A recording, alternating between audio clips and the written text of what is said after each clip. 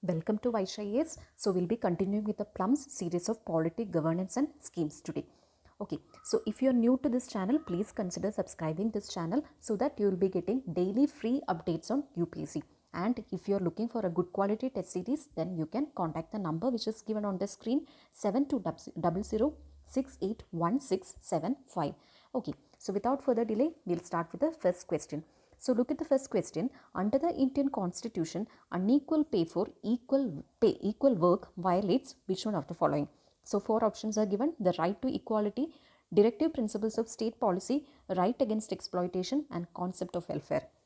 So even though the question seems to be simple, many students, they will commit a mistake in such kind of questions. So in the first look, you can see that unequal pay for equal work, it is actually right against exploitation only, no? So why can't we go with that option? But the question is clearly mentioning that under the Indian Constitution, what is it in Constitution that is being asked? So you can't go with your wish and your interpretations. You have to go with what Constitution is telling. So if you look at the Constitution, this provision, this particular provision, unequal pay for equal work or equal pay for equal work, it is actually a article in it is an article from the DPSP. In Directive Principles of State Policy, it is mentioned that there should be equal pay for equal work. So if this unequal pay, it is actually violating this DPSP, not this right to equality, right against exploitation. But because in the Constitution, right to equality, right against exploitation, all these articles are not talking about unequal pay and equal work and all. Okay,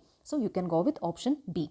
And if you want, you can please brush up the concept of DPSP. Article 39. In Article 39, there are certain provisions which are talking about right to adequate means of livelihood to all citizens, then ownership and concentration, control of material resources, then concentration of wealth. Even if you look at the previous year question paper, this one was asked in the similar lines in the previous question also. Previous year, I think it was in 2020 or something, this concentration of wealth question was asked in a similar line. Okay, so here in Article 39, it is clearly mentioned equal pay for equal work for both men and women. So the answer to this question is DPSP. Okay, so with respect to this fundamental right, then fundamental duties and DPSP, please be clear with whatever the article is talking about. At least the keywords you should be familiar with. Okay, even if you can't remember this much sentence, please remember the keyword like concentration of wealth, equal pay for equal work. All these things you should be familiar. Okay, so move on to the second question. Consider the following statement. All members of PAC, this is Public Accounts Committee. Okay, Public Accounts Committee belong to Lok Sabha. Second statement, the members are elected by proportional representation. Third reads, the chairman is appointed by the Speaker of Lok Sabha and belongs to the ruling party. So, if you look at the statements, all the members of PAC belong to Lok Sabha. Again, these committees become important. The constitution of the committees, how many members from Rajya Sabha, how they are elected, what is the method of election, and who is the chairman, all these facts. There will be hardly some 5 or 6 facts which you have to remember. With these facts only, you can answer any kind of questions which is coming from this area. So, if you look at the question, all the members are not belonging to Lok Sabha, but there is a split up.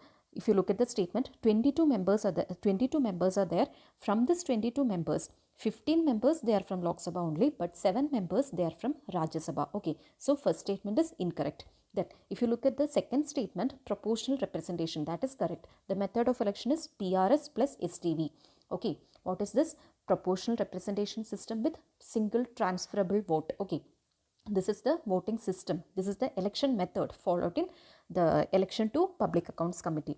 Then chairman is appointed by Speaker of Lok Sabha and belongs to ruling party. No, this is not a correct statement. Since committees, okay, you can apply your common sense also. Committees, what they are meant for? They are meant to oversee the parliamentary issues. Okay, so if they have to put a check on the government, then they shouldn't be from the ruling party. Okay, if they are from the ruling party, they will be functioning in a favoring manner only. So the chairman is appointed by the Lok Sabha and it is not belonging to the ruling party. Only then they can function efficiently by looking at by putting some curb on the government. Okay, so if you look at the answer comes out to be B, 2 only. All this first statement and third is incorrect only. Okay, so there is a point you have to keep in mind here. Until 1966-67, chairman belonged to ruling party only. After that only a convention came into being, and after this convention what happened is, this is 67, please correct this, okay,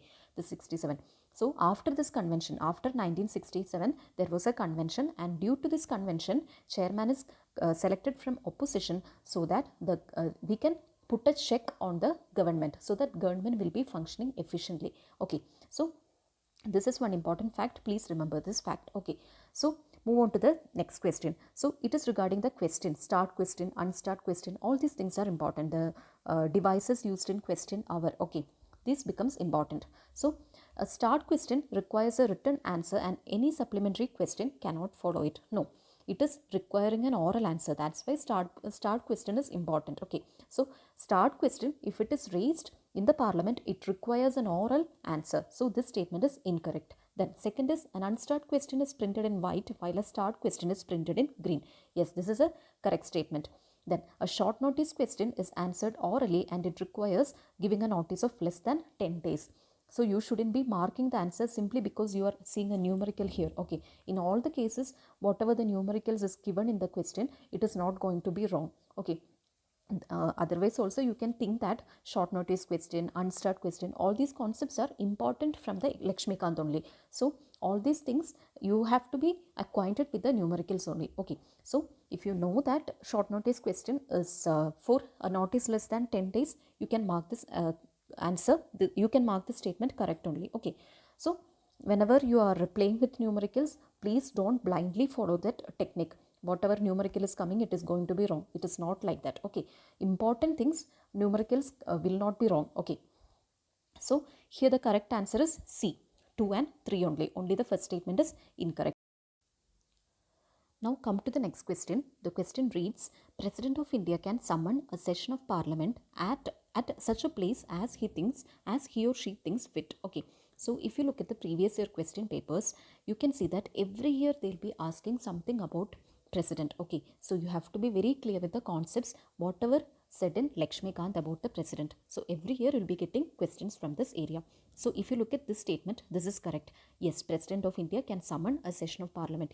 He or she can call for a session in that whichever place he is seeming to be fit. Okay, so this is a correct statement. Then look at the second statement. The Constitution of India provides for 3 sessions of the Parliament in a year, but it is not mandatory to conduct all the 3 sessions. Okay, so if you look at this statement becomes incorrect due to one single word, that is Constitution of India. Okay, so UPSC Prelims Polity, with respect to polity, they will be mentioning like this statement or this provision is being mentioned in the Constitution of India, or they'll be saying like this particular provision is said in some statutory act. Okay, in this act it has been stated like this. So whenever questions are framed in such a way, be very cautious, there will be a trap in that. Okay, so in this case, even though the statement is correct, that this is not given in Constitution of India, it is followed as part of a parliamentary convention only. So this statement is incorrect. First is correct and second is incorrect. Then third statement,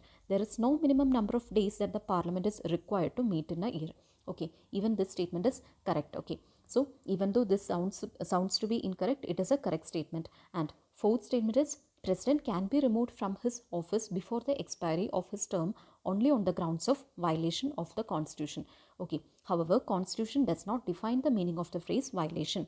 Okay, this phrase, okay, some statement like this they'll be asking frequently in UPSC, whether this phrase has been clearly defined in Constitution. If you take our Constitution, you can see some similar phrase all over the Constitution, in fundamental rights, then fundamental duties, DPSP, etc. You can see such phrases, many phrases which are very vague. Okay, we don't know what is the meaning intended by the Constitution framers, but there will be vague phrases like violation of Constitution. What it is actually meaning, they are not talking about that. So this is a correct statement, and you should not mark your answer as incorrect simply because you see the word only. Whatever statement is speaking about something standard fact, okay, whichever is a standard fact and whichever statements are talking about such standard facts, you have to be aware of that and you have to keep a special check on that. So if you look at the statement, 4 is correct. So the correct answer comes out to be C, 1 and 4 only. Okay, so if you look at the next question, consider the following statement.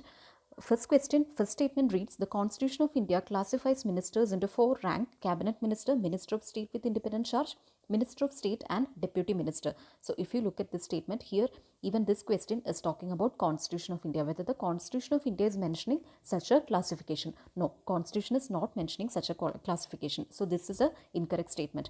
Then come to the second statement, total number of ministers in the union government, including the Prime Minister, shall not exceed 20%. Okay, 20% of the total number of members in Lok Sabha. So here also one numerical is coming, and if you have read the Lakshmikant, you can see that it is not 20%, it is actually 15%. It is like the number of ministers including the Prime Minister and the Council of Ministers. Okay, Prime Minister including the Council of Ministers should not be exceeding the 15% limit of Lok Sabha. Okay, their number should not be exceeding 15% and it is not 20%. So both the statements are incorrect and you can go with the answer D. Okay, so that's all for today. Thank you.